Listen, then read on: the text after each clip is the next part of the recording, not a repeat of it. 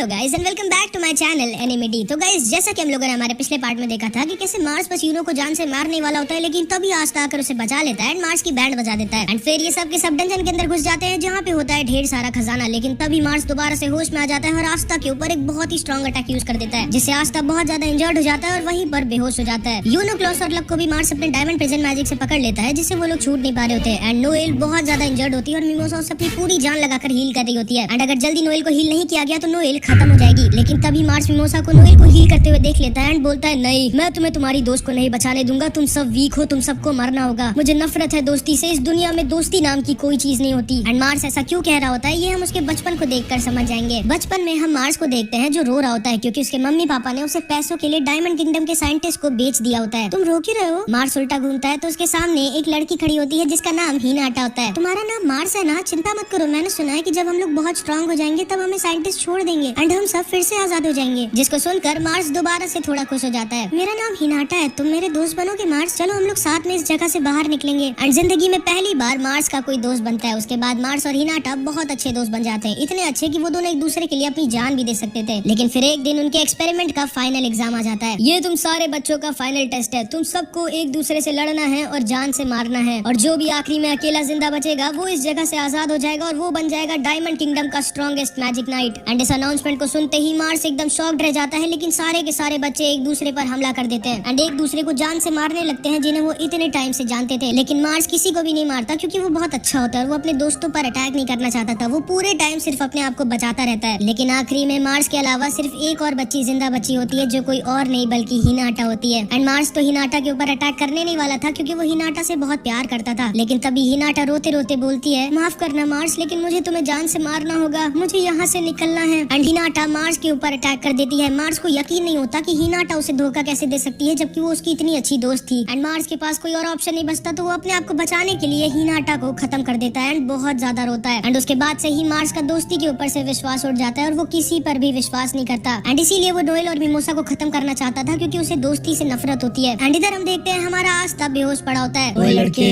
मेरी बेइज्जती मत करा, जल्दी उठ, मेरे पास तेरे लिए कुछ है। जिसको सुनकर आस्था होश में आ जाता है एंड उसको समझ में नहीं आता कि अभी अभी उसको किसने उठाया था। एंड तभी वो देखता है उसके बगल में एक छोटे साइज की तलवार जमीन में घुसी हुई होती है। एंड इधर हम देखते हैं मार्स इन दोनों के ऊपर अपने डायमंड ब्लेड से अटैक कर देता है मिमोसा। लेकिन तभी वहाँ पर आस्था अपनी नई स्वॉर्ड लेकर पहुंच जाता है और मिमोसा और नोएल को बचा लेता है। अब तो आस्था की तलवार का साइज बहुत कम होता है तो आस्था आसानी से मार्स के सारे अटैक्स रोक देता है। तुम फिर से आ गए? आस्था सोचता है, नहीं, मैं अभी मार्स पर अटैक नहीं कर सकता, मेरा मेन काम इस समय नोएल को प्रोटेक्ट करना है। लेकिन तभी हम देखते हैं नोएल भी होश में आ जाती है और कहती है, आस्था मेरी चिंता मत करो, अब मैं ठीक हूँ, जाओ बैंड बजा दो इसकी। जिसको सुनते ही आस्था तैयार हो जाता है मार्स की बैंड बजाने के लिए। एंड तभी मार्स आस्था के ऊपर अटैक कर देता है और आस्था अपनी नई तलवार से अपने एंटी मैजिक वेव से अटैक कर देता है। आस्था सिर्फ अपने एक अटैक से मार्स को दोबारा से दूर फेंक देता है एंड मार्स दूर जाकर गिर जाता है। लेकिन इस बार मार्स का अटैक भी आस्था को लग जाता है एंड आस्था के पेट में मार्स का एक डायमंड घुस जाता है एंड आस्था वहीं पर बेहोश हो जाता है। ये सारे लोग अपने आप को आजाद करने की कोशिश करते हैं लेकिन मार्स का डायमंड प्रिजन बहुत ज्यादा स्ट्रॉन्ग होता है तो इसीलिए वो लोग मार्स के मैजिक से छूट नहीं पा रहे होते। आस्था वहीं पर बेहोश पड़ा होता है लेकिन मार्स फिर से वापस उठ जाता है। भाई बहुत स्ट्रॉन्ग होता है ये। एंड ये गुस्से में बोलता है, बस बहुत हुआ,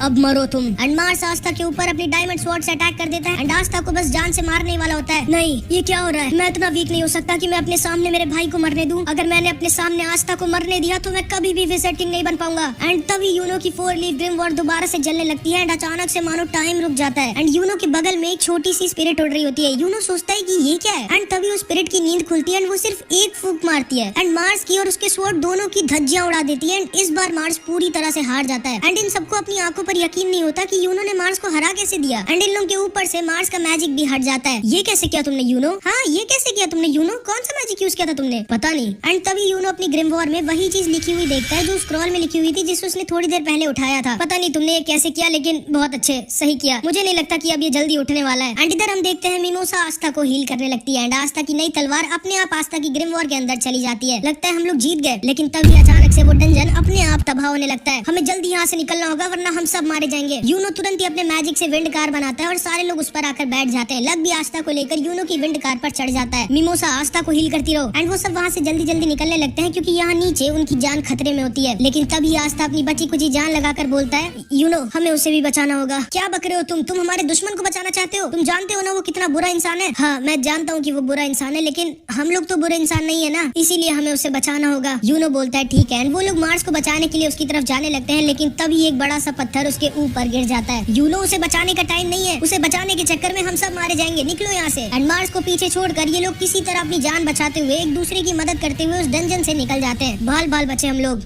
मजा आ गया, एक और बार चले क्या? तुम सही में पागल हो क्या? एंड ये सारे लोग उस डंजन से जिंदा बचकर निकल जाते हैं, लेकिन तभी हम लोटस को देखते हैं। लोटस भी वही नीचे ही था जो पूरे टाइम चुपचाप खजाना जमा कर रहा होता है। एंड उसने मार्स को भी बचा लिया होता है जो कि अभी बेहोश पड़ा होता है। एंड अभी मार्स को उसका पूरा का पूरा पास्ट याद आ जाता है जो साइंटिस्ट ने उसे भुलवा दिया था जब हिनाटा ने उसके ऊपर अटैक कर दिया था और मार्स ने हिनाटा को खत्म कर दिया था। एंड वो जोर जोर से बैठकर रो रहा था। तभी हिनाटा उसके पास आती है और उसे हील करने लगती है। तुमने ऐसा क्यों किया हिनाटा? हम तो साथ में बाहर जाने वाले थे ना। माफ करना मार्स, लेकिन मैं जानती थी कि तुम मुझे कभी नहीं मारोगे, इसीलिए मुझे तुम पर अटैक करना पड़ा ताकि तुम मुझे मार दो और इस जगह से बाहर निकल जाओ। मेरा इस दुनिया में कोई भी नहीं है मार्स तुम्हारे अलावा, इसीलिए मैं तुम्हें मरने नहीं देना चाहती थी। अब जाओ मार्स, हम दोनों के संतिर पूरी दुनिया देखो। एंड ये कह के हिनाटा वहीं पर खत्म हो जाती है। एंड अब जाके मार्स को समझ में आता है कि नहीं, हिनाटा ने कभी भी उसे धोखा नहीं दिया था, वो मार्स से सच में बहुत प्यार करती थी। एंड तभी मार्स होश में आ जाता है। तो तुम होश में आ गए मार्स? देखो तो हमने बहुत बड़ा हाथ मारा है, अब हमारा पूरा गांव कई सालों तक पेट भर के खाएगा। हाँ, मुझे बचाने के लिए thank you lotus. Thank you, ये कब से इतना अच्छा हो गया? एंड इसी तरह डायमंड किंगडम वालों के लिए एकदम हैप्पी एंडिंग हो जाती है। एंड इधर हम देखते हैं आस्था होश में आ जाता है। एंड अब आस्था भी एकदम ठीक होता है, बस उसके पेट में थोड़ा सा दर्द हो रहा होता है। माफ करना आस्था, मैं तुम्हें पूरी तरह से हील नहीं कर पाई, मेरा मैजिक पावर खत्म हो गया था। नहीं मिमोसा, तुम्हें मुझे सॉरी नहीं, मुझे तुम्हें थैंक यू कहना चाहिए। तुम ना होती तो आज मैं जिंदा भी ना होता। Thank you mimosa. जिसको सुन के मिमोसा शर्मा के नोएल के पीछे जाके छुप जाती है। मतलब समझ रहे हो?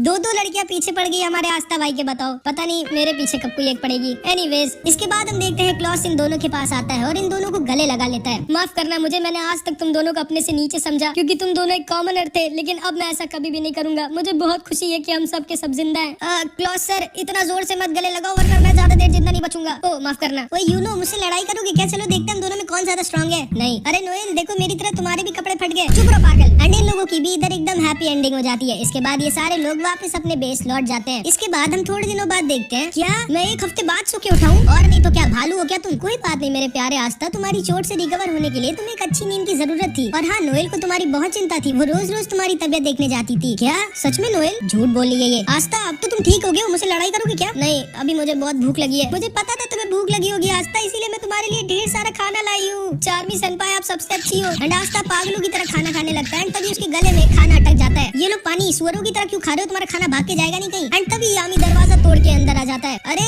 तुम जिंदा तो हो ना बच्चे? मुझे लगा था कि तुम टै बोल गए।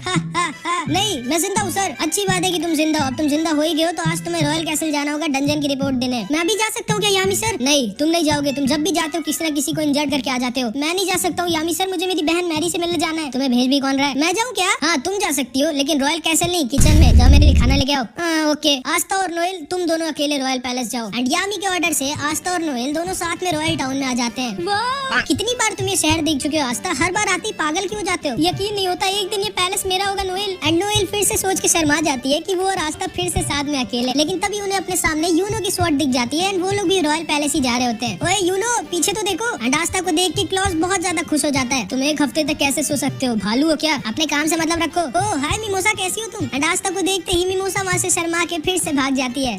ये भाग क्यों गई? मैं भी शायद उसे छोटे हाइट वालों से नफरत है। सच्ची में मार खाना चाहते हो क्या तुम आज? एंड नोएल मिमोसा के पास आती है और उसे पूछती है, क्या हुआ मिमोसा? पता नहीं नोएल, लेकिन मैं जैसे ही आस्था को देखती हूँ या फिर उसके बारे में सोचती हूँ, मेरा दिल बहुत जोर जोर से धड़कने लगता है। जिसको सुन के नोएल एकदम शॉक्ड रह जाती है। क्या है ये? क्या बोली हो तुम? पागल हो गई हो क्या? पता नहीं मुझे क्या हो रहा है, लेकिन हर वक्त मैं बस आस्था के बारे में ही सोचती रहती हूँ। एंड नोएल बहुत डर जाती है क्योंकि उसके सामने एक कंपटीशन आ जाता है जो खुद उसकी बहन होती है। एक मिनट, मुझे क्यों बुरा लग रहा है? मुझे क्या फर्क पड़ता है चाहे आस्था को कोई भी लड़की पसंद करे? ये क्या हो रहा है? एक मिनट, कहीं मुझे आस्था से। एंड ये दोनों लोग चिल्लाने लगते हैं। इन दोनों को क्या हो गया? कहीं इन दोनों के पेट में दर्द तो नहीं हो रहा? इसके बाद हम देखते हैं ये सारे लोग रॉयल पैलेस के गेट के सामने पहुंच जाते हैं। तभी क्लॉस, मिमोसा और नोएल एकदम शॉक रह जाते हैं और अपने घुटने टेक लेते हैं क्योंकि इन लोगों के सामने खुद खड़े होते हैं द विज़र्ड किंग। ये कौन है यूनो? पागल लड़के, ये कोई और नहीं बल्कि हमारे विज़र्ड किंग सर जूलियस हैं, जिसको सुनकर आस्था और यूनो एकदम शॉक्ड रह जाते हैं। एंड ये दोनों भी अपने घुटने टेक लेते हैं। आस्था को यकीन नहीं होता कि उसके सामने खुद विज़र्ड किंग खड़े हैं जो उसका वेलकम करने आए हैं। इसके बाद हम देखते हैं ये सारे लोग एक जगह पर खड़े होते हैं एंड विज़र्ड किंग यूनो की ग्रिमवॉर्ड देख रहे होते हैं। एंड यूनो आस्था अभी तक शॉक में होते हैं और उनको यकीन नहीं हो रहा होता कि उनके सामने खुद विज़र्ड किंग खड़े हैं जो पूरी दुनिया के सबसे स्ट्रॉन्गेस्ट मैजिशियन है, जो अकेले पूरी दुनिया तबाह कर सकते हैं। फोर लीफ ग्रिमवॉर मैं जिंदगी में पहली बार देख रहा हूँ। तो लोग सही कहते हैं विज़ार्ड किंग को रेयर मैजिकल पावर्स बहुत ज्यादा ही पसंद है। एक मिनट, ये स्पेल कहाँ से आई तुम्हारे पास? यू नो असल में उस डंजन में मैंने एक स्क्रॉल खोला था एंड उसकी स्पेल अपने आप गायब होकर मेरी ग्रिमवॉर में आ गई थी। ये तो द विंड स्पिरिट सिल्फी की स्पेल है। तो इस बच्चे को विंड स्पिरिट ने चूज किया है। कमाल की बात है। तुम एक बार इसे यूज करके दिखा सकते हो क्या मुझे प्लीज? माफ कीजिएगा सर, लेकिन मैं उसे यूज करने की कोशिश तो की, लेकिन मैं उस स्पेल को यूज नहीं कर पा रहा। चलो कोई बात नहीं, लेकिन हाँ यू नो मैं तुम्हें पहले ही बता दे रहा हूँ, जिस दिन तुम इस स्पेल को पूरी तरह से यूज करना सीख गए उस दिन तुम बहुत ज्यादा स्ट्रॉन्ग हो जाओगे। इतने ज्यादा स्ट्रॉन्ग कि हजारों मैजिक नाइट तुम्हारे सामने टिक नहीं पाएंगे। Thank you sir. Wizard king sir, आप मेरी भी ग्रिमवॉर एक बार देख सकते हैं क्या प्लीज? मुझे बता दीजिए ना इसमें क्या लिखा है। हाँ हाँ जरूर, इसमें लिखा है, क्या लिखा है जो मैं समझ नहीं पा रहा हूँ। कोई नहीं, ये देखिए मेरी मैजिक स्वॉर्ड। क्या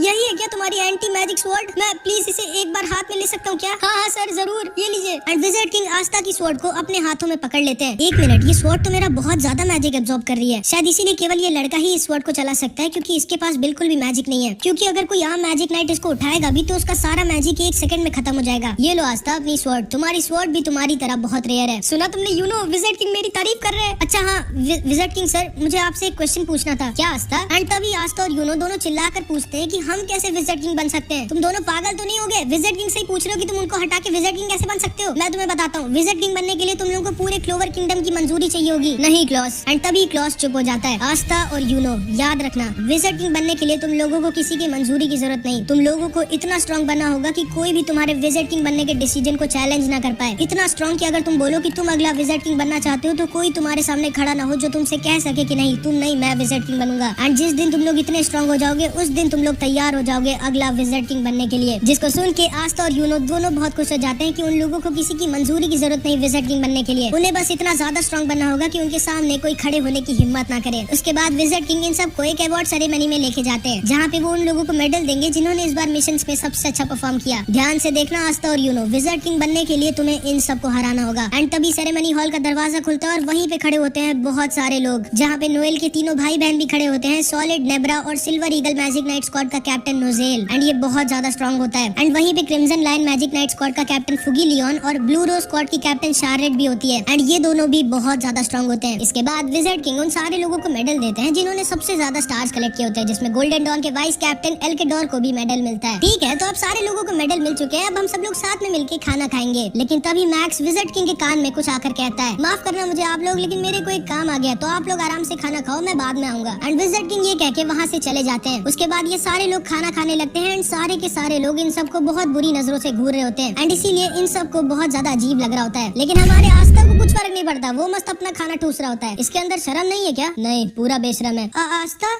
तुम मेरा भी खाना खाना चाहोगे क्या? हाँ हाँ क्यों नहीं, मिमोसा लाओ, सारा का सारा मेरी प्लेट पे डाल दो। यकीन नहीं होता, विज़ार्ड किंग ने क्या सोच के इन कॉमनर्स कुत्तों को हमारे साथ पार्टी में इनवाइट कर दिया। उस लड़के को तो देखो, मैं उसके अंदर से बिल्कुल भी मैजिकल पावर सेंस नहीं कर पा रही हूँ। कोई इतना बड़ा लूजर कैसे हो सकता है? देखो तो वो सुअरों की तरह खाना खा रहा है। क्या सारे कॉमनर्स ऐसे ही खाते होंगे?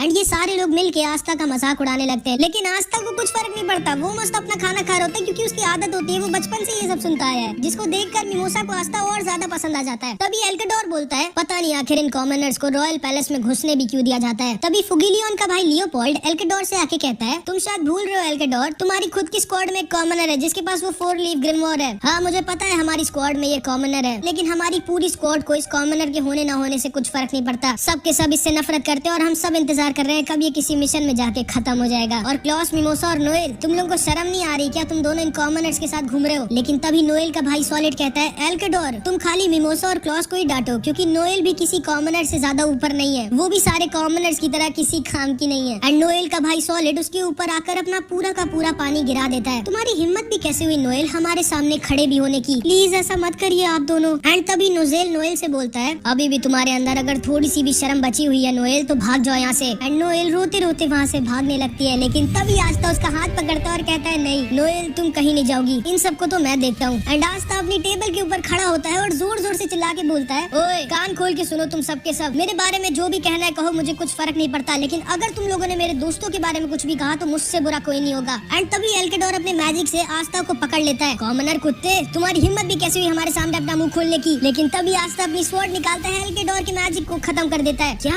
ये कैसे किया इसने? मेरी बात अभी खत्म नहीं हुई, तुम्हारा जो भी नाम है और तुम सबके सब याद रखना, मुझे मेरा नाम है आस्था और मैं वो हूँ जो एक दिन तुम सबको हरा के बनेगा विज़ार्ड किंग। मतलब सोच पा रहे हो तुम, आस्था तीन कैप्टन के सामने ये बोल रहा है कि मैं तुम सबको हरा कर बनूंगा विज़र्ड किंग। एंड यहाँ पर इस एनिमे का पार्ट 6 खत्म हो जाता है। एंड इसके बाद जो हुआ वो इससे भी ज्यादा शॉकिंग था, जो कि हम अगले पार्ट में देखेंगे। इस पार्ट में इतना ही। एंड हाँ, मैं अगला पार्ट तब अपलोड करूंगा जब इस वीडियो पे 1 मिनट तुम लोग एक ही दिन में टारगेट पूरा कर देते हो। इस बार मैं थोड़ा बड़ा टारगेट दूंगा, क्योंकि थोड़ा तो टाइम चाहिए ना भाई इंसान को रेस्ट करने का। तो ठीक है, पार्ट 7 तब आएगा जब इस वीडियो पे 500 कमेंट्स आ जाएंगे। तो बस इस वीडियो में इतना ही। मिलते हैं अगली वीडियो में। अपना ख्याल रखना तुम सबके सब। Bye bye.